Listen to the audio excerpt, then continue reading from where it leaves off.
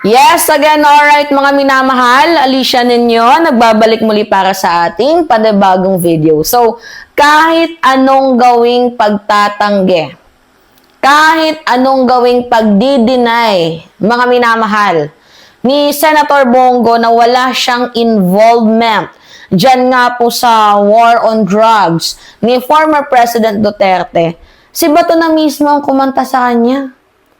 Si Bato na mismo ang lumaglag sa kanya. Nagsalita na po si Bato matagal na. Mga minamahal na meron talagang kinalaman niyang si Senator Bongo dito nga po sa mga reward money at dito sa malakihang war on drugs ni former President Rodrigo Roa Duterte. Diba? Sila na lang ang dalawa dapat nagkakampihan, naglalaglagan pa eh. Diba sinabi ni Senator Bongo, mga minamahal? O yan o.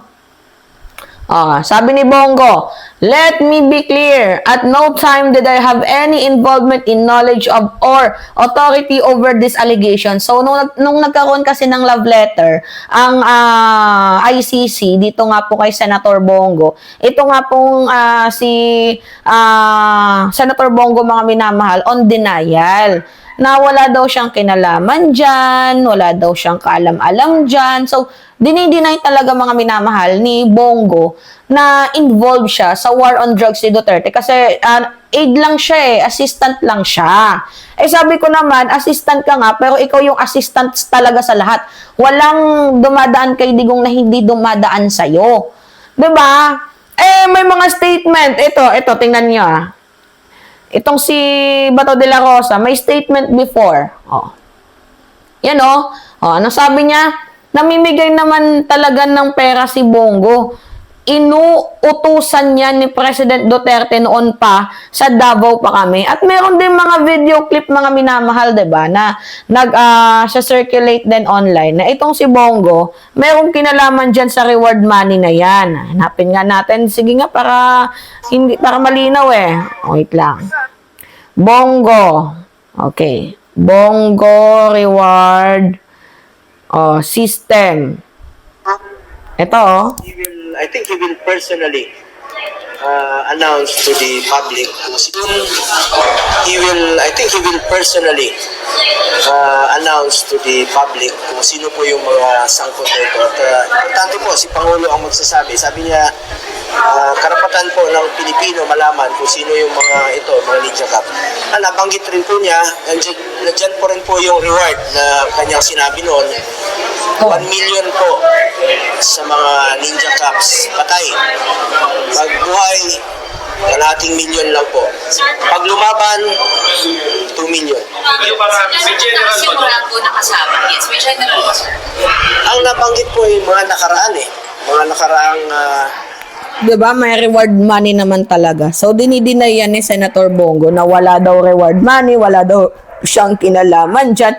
Even na i-deny mo, meron kang mga statement na nagsasabi na ikaw, diba, alam mo nga yung reward system na yan Diba? At saka, diba sinabi mo, I will go kung nasaan si Digong. Ikaw na mismo nagsabi niyan Diba sabi mo, President Duterte said he is ready to join.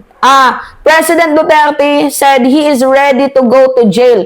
I told him I will go with him to jail. That is how much I love the president. Diba ganyan mo kamahal si former President Duterte? Bakit parang ngayon dinideny mo? Bakit parang kumakambyo ka na ngayon? Diba? Bakit parang nagkakaroon na kayo ng laglagan? Diba? Matanong lang. Mahal mo ba talaga si former President Duterte? Or baka hanggang sa salita lang dahil meron kang benepisyong nakukuha sa kanya noon? Ganun lang naman kasimple Nakakapag-benefits ka kay former President Duterte kaya mahal mo. Ngayon na medyo wala nang atake sa'yo, itong si former President Duterte, gawa nga ng nakakulong na yung tao, gawa nga ng itong si Digong ay malayo na sa inyo, diba? Nilalaglag nyo na, parang hindi nyo nakilala, parang hindi kayo nanggaling kay Digong. Tandaan ninyo, kumbaga sa politika, si Digong yung nagbuntis sa inyo, si Digong yung nagpakilala sa inyo, si Digong lahat. Diba? See? kahit anong tanggi mo, si Bato na mismo yung nagsasabi, matagal ka na niyang nilalaglag, 'di ba? Na talagang totoo yung reward money, 'di ba? Ito yung nakakatawa sa dalawang 'to eh. Ay nako, matagal na nga yan talaga yan silang naglalaglagan, nagpaplastikan lang yan eh. Kahit nga din itong si Bato, napaka-plastic sa sinabi niya oh. Sabi niya, I am ready to join the old man hoping that they would allow me to take care of him. Congrats! 'Di ba? Ito yung naging success ninyo sa kakasabi niyo ng pay kami naman. 'Di ba? Naging successful kayo dito sa part na to na sa pay kami naman. Dahil literal na kayo na talaga ang susunod. 'Di ba? At saka hindi niyo kailangang magtago, 'di ba?